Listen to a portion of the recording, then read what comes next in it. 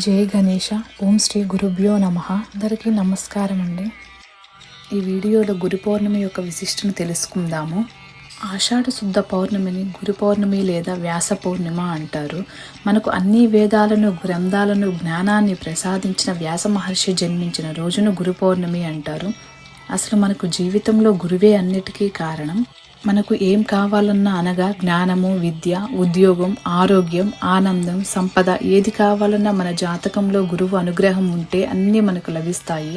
అదే గురువు అనుగ్రహం లేకపోతే ఇవన్నీ ఉన్నా మనం ఏమీ లేనట్లే. అలాంటి గురుగ్రహం అనుకూలించాలంటే ఏం చేయాలి? నాకు తెలిసిన 2-3 మార్గాలను ఈ వీడియోలో మీతో షేర్ చేద్దాం అనుకుంటున్నాను. వ్యాసాయ విష్ణురూపాయ వ్యాసరూపాయ విష్ణవే నమో వై బ్రహ్మనిధయే వాసిష్ఠాయ నమో నమః అనే శ్లోకాన్ని చెప్పుకుంటూ మొదటిగా మనకు లోకానికంతటికీ జ్ఞానాన్ని ప్రసాదించిన వ్యాస మహర్షిని, ఇంకా బాబా స్వామిని, దత్తాత్రేయుని, రాఘవేంద్ర స్వామిని మరియు దక్షిణామూర్తి స్వామిని, వీరిలో ఎవరినైనా లేదా అందరినైనా ఈ గురు పౌర్ణమి రోజు భక్తి శ్రద్ధలతో పూర్తి విశ్వాసంతో పూజించాలి. ఇక్కడ నాకు వ్యాస మహర్షి గారి ఫోటో ఇంకా బాబా విగ్రహం అందుబాటులో ఉన్నాయి కాబట్టి నేను వారిని గురు పౌర్ణమి రోజున పూజిస్తున్నాను. ఇక్కడ నేను ముందుగా అందరి దేవుళ్ళను పూలతో అలంకరించుకొని దీపారాధన చేసుకున్నాను. తర్వాత దీపారాధనని పూజించాలి అనగా పసుపు, కుంకుమలు, అక్షింతలు ఇంకా పువ్వులు సమర్పించి దీపాన్ని కూడా పూజించాలి. దీపం జ్యోతి పరం బ్రహ్మ దీపం సర్వతమోపహం దీపేన సాధ్యతే సర్వం దీపలక్ష్మీ నమోస్తుతే. ఇలా దీప ప్రార్థన అయిపోయిన తర్వాత నా నిత్య పూజ అనంతరం నేను గులాబీ రెబ్బలు వేస్తూ బాబావారి అష్టోత్తర శతనామావళి చదువుతున్నాను.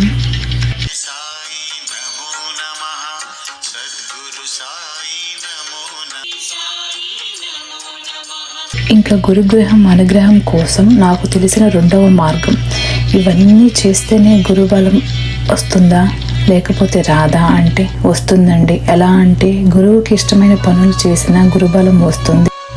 అవి ఏమనగా మనకి మొదటి గురువులైన మన తల్లిదండ్రులను, పెద్దలను గౌరవించాలి, వారికి లోటుపాట్లు లేకుండా చూసుకోవాలి. ఇంకా మనకి విద్యాభివృద్ధులు నేర్పించే మన టీచర్స్ని ఈ గురు పౌర్ణమి రోజు దక్షిణ తాంబూలంతో వారిని సత్కరించి వారి ఆశీర్వచనం తీసుకున్నట్లయితే గురుబలం వృద్ధి చెందుతుంది. ఇది నా మాట కాదు, ఎంతో అనుభవజ్ఞులైన గొప్పవారు చెప్పిన మాటలు. ఇంకిక్కడ నేను స్వామివారికి ధూపదీప నైవేద్య పానీయాలని సమర్పిస్తున్నాను. అంతేనండి. మీరు వీలైతే ఈ గురు పౌర్ణమి రోజున ఇలా భక్తి శ్రద్ధలతో స్వామిని పూజించుకొని పెద్దవాళ్ళను గౌరవించి వాళ్ళని సత్కరించి వారి ఆశీర్వచనం తీసుకొని గురుబలం వృద్ధి చేసుకుంటారనుకుంటున్నాను. ఇంతసేపు నా మాటలని ఓర్పుతో ఆలకించినందుకు మీ అందరికీ ధన్యవాదములు. నాకు ఇలా మాట్లాడే ప్రేరణ కల్పించిన ఆ వ్యాస మహర్షికి, సాయిబాబాకు మరొకసారి ధన్యవాదాలు తెలుపుకుంటున్నాను. ఈరోజు పఠించవలసిన మంత్రము ఓం వ్యాసదేవాయ నమః. ఈ మంత్రమును ఈరోజు జపిస్తూ ఉండటం చాలా మంచిది. అంతేనండి. ఈ వీడియోని ఇంతటితో ఎండ్ చేస్తున్నాను. Please like, share and subscribe my channel. Survey జనా సుఖినో భవంతు. ఓం శాంతి శాంతి శాంతి.